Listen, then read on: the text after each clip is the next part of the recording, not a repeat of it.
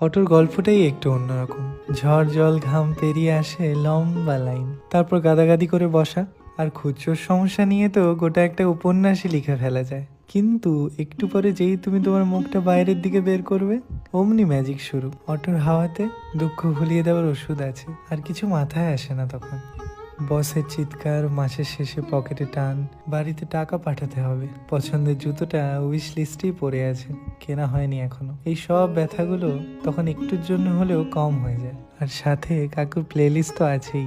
সেসব গান কানে কম, বুকে এসে বিঁধে। সেসব শুনতে শুনতে কখন যে গন্তব্য এসে পৌঁছায় খেয়ালই হয় না।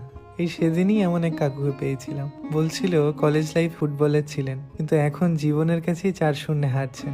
এই শুনে আমিও আমার কিছু স্ট্রাগলের স্টোরি শেয়ার করলাম, ইন্ডিপেন্ডেন্ট আর্টিস্ট হওয়ার। আচ্ছা, কনভারসেশনস গুলো তখনই কেন এত সুন্দর হয়? যখন তুমি জানো যে তার সাথে আর কখনো দেখা হবে না। হয়তো তাই জন্যই সবাই বলে